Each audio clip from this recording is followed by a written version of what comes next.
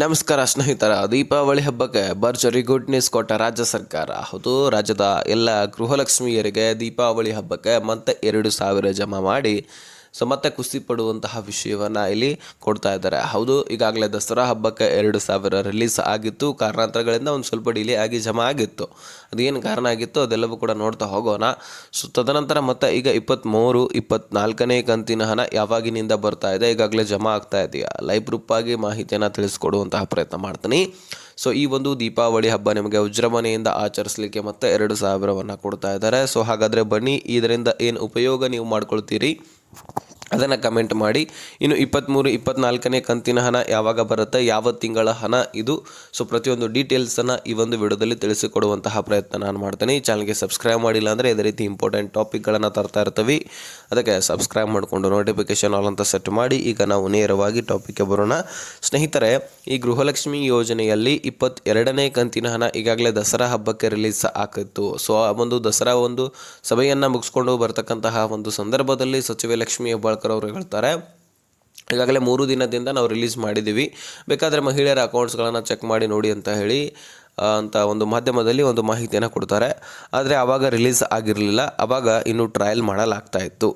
ಅದೇ ಸಂದರ್ಭದಲ್ಲಿ ತಾಂತ್ರಿಕ ದೋಷ ಕೂಡ ಆಗತ್ತೆ. ಆ ಒಂದು ಕಾರಣಕ್ಕಾಗಿ 4-5 ದಿನಗಳ ಕಾಲ ನಿಮ್ಮ ಖಾತೆಗಳಿಗೆ ದುಡ್ಡನ್ನು ಜಮಾ ಮಾಡೋದು ನಿಲ್ಲಿಸಲಾಗತ್ತೆ. ಯಾಕಂದರೆ ತಾಂತ್ರಿಕ ದೋಷವನ್ನು ಸರಿಪಡಿಸ್ಕೊಳ್ಬೇಕು. ಹಾಗಾಗಿ ಅದನ್ನು ಸರಿಪಡಿಸಲಿಕ್ಕೆ ಈ ಗವರ್ನರ್ಸ್ ಅವರು ಕೂಡ ಇರ್ತಾರೆ.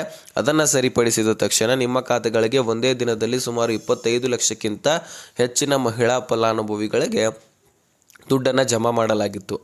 ನಿಮ್ಮ ಗಮನದಲ್ಲಿದೆಯೋ ಇಲ್ವೋ ಗೊತ್ತಿಲ್ಲ, ಒಂದೇ ದಿನದಲ್ಲಿ ಬಹಳ ಫಲಾನುಭವಿಗಳಿಗೆ ದುಡ್ಡು ಜಮಾ ಆಗಿತ್ತು. ಹಾಗಾಗಿ ನಿಮಗೆ ಕ್ಲಾರಿಟಿ ಸಿಕ್ಕಿಬಿಟ್ಟಿತ್ತು, 22ನೇ ಕಂತಿನ ರಿಲೀಸ್ ಆಗಿದೆಯಪ್ಪ ಅಂತ ಹೇಳ್ಬಿಟ್ಟು. ಅಂದರೆ ದಸರಾ ಮುಗಿಯುವಂತಹ ಸಂದರ್ಭದಲ್ಲಿ ಈ ದುಡ್ಡು ಜಮಾ ಆಗಿತ್ತು. ಹಾಗಾಗಿ ಸರಿಯಾದ ಟೈಮ್ಗೆ ನಿಮಗೆ ದುಡ್ಡು ಜಮಾ ಮಾಡಲಿಕ್ಕಾಗಲಿಲ್ಲ. ಸರ್ಕಾರಕ್ಕೆ ಒಂದು ಸ್ವಲ್ಪ ಹಿಂದೆ ಮುಂದೆ ಆಗುತ್ತೆ, ಸರ್ಕಾರಿ ಕೆಲಸಗಳು ಹಾಗೆಯೇ ನಾವೇ ಸಹಕರಿಸ್ಕೊಳ್ಬೇಕಾಗತ್ತೆ. ಇನ್ನು ಅದಾದಮೇಲೆ 22ನೇ ಕಂತಿನ ಹಣ ಕೊನೆಯದಾಗಿ ಈಗ ಕ್ಲಿಯರ್ ಆಗಿದೆ. ಇನ್ನು 23ನೇ ಕಂತಿನ ಹಣ ಮತ್ತು 24ನೇ ಕಂತಿನ ಹಣ. 22ನೇ ಕಂತಿನ ಹಣ ಅಂದರೆ ಯಾವುದು, ಜುಲೈ ತಿಂಗಳ ಹಣ.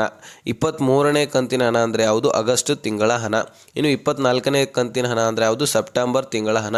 ಯಾಕಂದರೆ ಈಗ ಸೆಪ್ಟೆಂಬರ್ ತಿಂಗಳದು ಕೂಡ ಕೊಡಲೇಬೇಕು, ಅಕ್ಟೋಬರ್ ಕೂಡ ಮುಗಿಲಿಕ್ಕೆ ಬಂದು ತಿರುಗಿ ಈಗ ಇನ್ನು 23 ಮತ್ತು 24 ಈ 2 ಕಂತುಗಳನ್ನು ಜೊತೆಗೆ ಆಗಸ್ಟ್ ಮತ್ತು ಸೆಪ್ಟೆಂಬರ್ ಜೊತೆಯಾಗಿ ಕೊಡಬೇಕಾಗಿದೆ. ಈಗ ಒಂದು ಕಂತಿನ ಹಣ ಮಾತ್ರ ಹಾಕಿದ್ದಾರೆ 22ನೇದು. ಇನ್ನು 23, 24ನೇ ಕಂತಿನ ಹಣ ಕೂಡ ಹಾಕಿಕೊಟ್ರೆ ಮತ್ತಷ್ಟು ಈಗ ಮಹಿಳೆಯರಿಗೆ ಹೆಲ್ಪ್ ಆಗುತ್ತೆ ಎನ್ನುವಂತಹ ಮಾಹಿತಿಗಳು ಕೂಡ ಕೇಳಿ ಬರ್ತವೆ. ಇನ್ನೇನು ಅಕ್ಟೋಬರ್ ಮುಗಿತಪ್ಪ ಅಂದರೂ ಸಹಿತ ಇನ್ನು ನವೆಂಬರ್ನಲ್ಲಿ ಸ್ಟಾರ್ಟ್ ಆಯಿತು ಅಂದರೆ ಅಕ್ಟೋಬರ್ ತಿಂಗಳ ಹಣ ಕೂಡ ಹಾಕಿಕೊಡಬೇಕು. ಯಾಕಂದರೆ ಸರ್ಕಾರಿ ನೌಕರಸ್ಥರ ವೇತನ ಯಾವ ರೀತಿಯಾಗಿ ಜಮಾ ಆಗ್ತಿರತ್ತೆ, ಒಂದು ತಿಂಗಳು ದುಡಿದ್ರೆ ಇನ್ನೊಂದು ತಿಂಗಳಲ್ಲೇ ಅವ್ರದ್ದು ವೇತನ ಜಮಾ ಆಗ್ತಿರುತ್ತೆ. ಈಗ ಅಕ್ಟೋಬರ್ ತಿಂಗಳು ಪೂರ್ತಿಯಾಗಿ ದುಡಿಮೆ ಮಾಡ್ತಾರೆ, ನವೆಂಬರ್ 5ನೇ ತಾರೀಕು ಒಳಗಾಗಿ ಅಥವಾ 7ನೇ ತಾರೀಕು ಒಳಗಾಗಿ ಅವರ ವೇತನ ಅವರ ಖಾತೆಗಳಿಗೆ ಜಮಾ ಆಗಿರುತ್ತೆ. ಹೀಗೆ ಸರ್ಕಾರ ಒಂದು ತಿಂಗಳ ಹಣವನ್ನು ಇನ್ನೊಂದು ತಿಂಗಳಲ್ಲಿ ಕೊಡ್ತಾ ಇದೆ, ಓಕೆ, ಇಲ್ಲ ಅಂತಿಲ್ಲ. ಆದರೆ ಈಗ ಆಗಸ್ಟು, ಸೆಪ್ಟೆಂಬರು ಮತ್ತು ಅಕ್ಟೋಬರ್ ತಿಂಗಳದು ಕೂಡ ನವೆಂಬರ್ ಬಂತಪ್ಪ ಅಂದರೆ 3 ತಿಂಗಳ ಹಣವನ್ನು ಕೊಡಬೇಕಾಗುತ್ತೆ. ಹಾಗಾಗಿ 23ನೇ ಕಂತಿನ ಹಣ ಇಲ್ಲಿ ಕ್ಲಿಯರ್ ಮಾಡಿದ್ರೆ 24, 25 ಅಂದರೆ ಈಗ ಸೆಪ್ಟೆಂಬರ್ ಮತ್ತು ಅಕ್ಟೋಬರ್ ತಿಂಗಳ ಹಣವನ್ನು ನವೆಂಬರ್ನಲ್ಲಿ ಕೊಟ್ಟರೆ ಕ್ಲಿಯರ್ ಆಗಿಬಿಡುತ್ತೆ. ಆದರೆ ಈಗ ಸದ್ಯಕ್ಕೆ ಸರ್ಕಾರ 23ನೇ ಕಂತಿನ ಹಣ ಮಾತ್ರ ಕೊಡ್ತಾ ಇದೆ.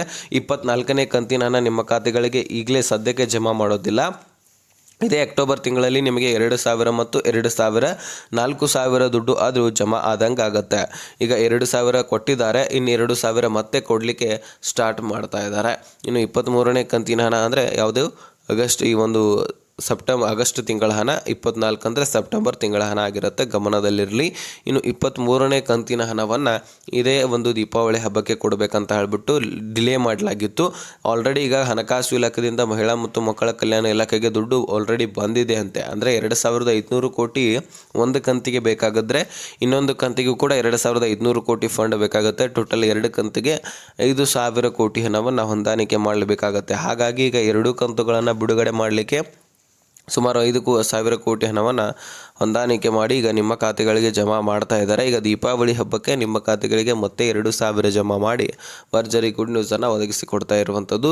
ಈಗ ಇದರಿಂದ ಏನು ಉಪಯೋಗ ಮಾಡ್ಕೊಳ್ತೀರಿ ಅದನ್ನು ನೀವು ಕಮೆಂಟ್ ಮಾಡಿ ತಿಳಿಸ್ಬೇಕಾಗಿರ್ತಕ್ಕಂಥದ್ದು. ಸೊ ಜಮಾ ಅಂತರೂ ಆಗ್ತಾ ಇದೆ, ಟ್ರಯಲ್ ಮಾಡ್ತಾ ಇದ್ದಾರೆ, ಸ್ಪೀಡಾಗಿ ಏನು ಜಮಾ ಆಗ್ತಾ ಇಲ್ಲ. ಈಗ ಇನ್ನೂ ಕೂಡ ಟ್ರಯಲ್ ನಡೀತಾ ಇದೆ. ಏನಾದರೂ ತಾಂತ್ರಿಕ ದೋಷ ಆಗುತ್ತಾ ಅಂತಕ್ಕಂಥದ್ದನ್ನು ನೋಡ್ತಾರೆ. ಅಲ್ಲಿ ಏನಾದರೂ ಯಾವುದೇ ರೀತಿ ತಾಂತ್ರಿಕ ದೋಷ ಕಂಡು ಬರಲಿಲ್ಲ ಅಂದರೆ ಸ್ಪೀಡಾಗಿ ಇನ್ನೊಂದು 10 ದಿನಗಳಲ್ಲಿ ಕ್ಲಿಯರ್ ಮಾಡುವಂತಹ ಸಾಧ್ಯತೆ ಇದೆ ಅಂತ ಅಧಿಕೃತ ಮಾಹಿತಿ ಸಿಕ್ಕಿದೆ.